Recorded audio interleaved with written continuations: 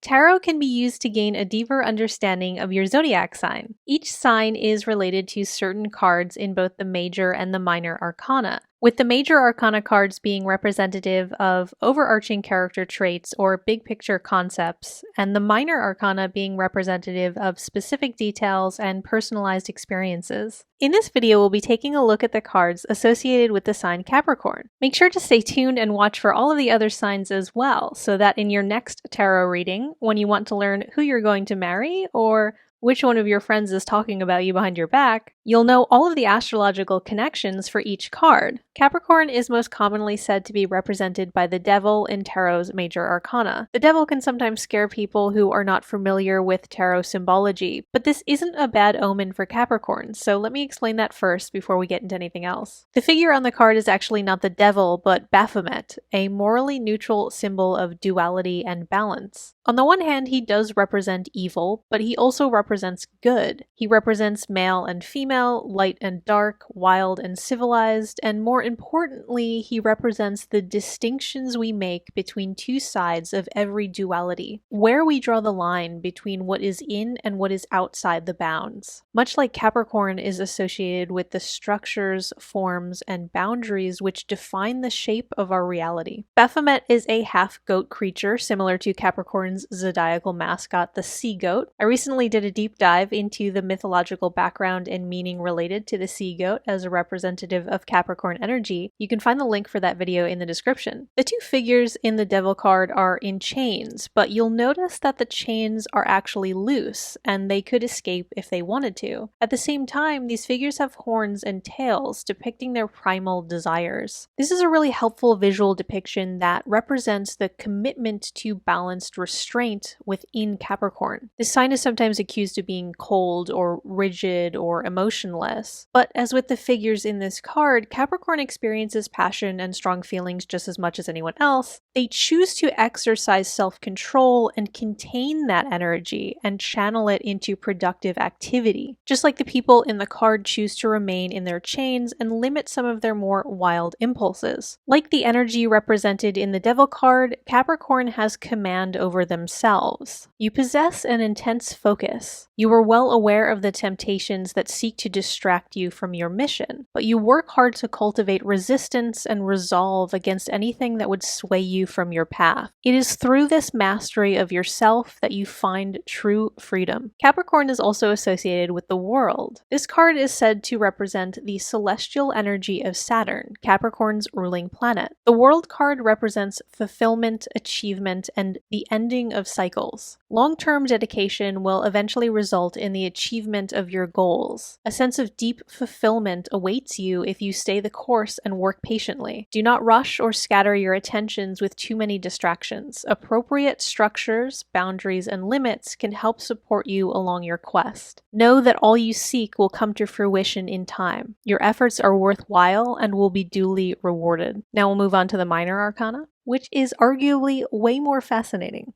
It was ancient Egyptian astrologers who subdivided each zodiac sign into 3 sections, with distinctive energies that offer more nuance than the overarching generalizations that can be made about an entire sign. These sections were then later assigned associations with specific cards in tarot's minor arcana. If you're watching for your sun sign, then the segments can be broken down into ranges of birth dates as shown on screen. If you're an advanced astrology student and you know how to read a chart, then these subsections are simply identified by dividing any zodiac sign into 3 equal segments with 10 degrees each. So the first section is comprised of 0 through 9 degrees of the sign and so on. You can look at any placement in your chart which falls within a particular span of degrees and consult the corresponding tarot card. If you were born between December 22nd and December 31st, or you have any placements at 0 through 9 degrees of Capricorn in your birth chart, then the 2 of Pentacles is your card. This is the card of multitaskers and problem solvers. You juggle a lot and make it look easy. Your skill and focus is exceptional. Every challenge you take take on is handled with this staunch attention to detail. Your prodigious energy for balancing many responsibilities makes you someone that others admire and rely on. This isn't to say that you don't sometimes feel overwhelmed. This card calls you to make sure your priorities are in order. Your life is a delicate balance, and maintaining order is a practiced art for you. You are capable of handling a multitude of challenges to achieve your long-term goals. Just be careful not to take on too much too quickly so that your balance doesn't get out of whack.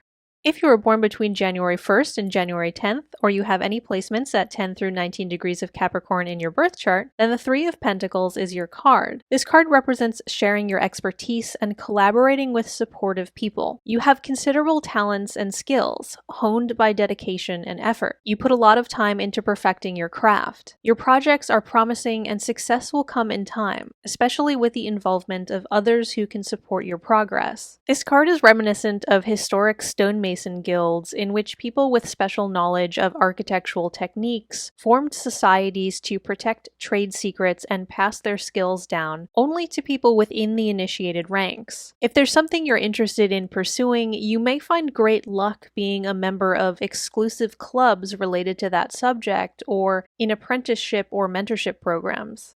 If you were born between January 11th and January 19th, or you have any placements at 20 through 29 degrees of Capricorn, then the Four of Pentacles is your card. This is a card of sound investment and long-term objectives. You make wise choices about where to invest your efforts, and your rewards will be many. This is an energy of slow and steady gains. Your success won't come overnight, but with effort and patience, you have the power to create a rich and abundant life for yourself. You seek security and stability. If certain aspects of your life slip out of your control, it can be very unsettling for you. Therefore, you manage your resources and balance your life accordingly to avoid loss. This card evokes Warren Buffett's first rule of investing, which is don't lose money. He's famous in his field for doing the work to determine the true inherent value of companies before investing in them, as opposed to taking risks on speculative ventures. This group of Capricorns takes that same approach to life. You put in the effort up front to avoid risk, and that helps ensure your long-term success. Thank you so much for listening, Capricorn. Leave a like if you enjoyed this, comment if you have any questions, share this with your friends or other Capricorns in your life, and please subscribe. I would be so happy to have you with me.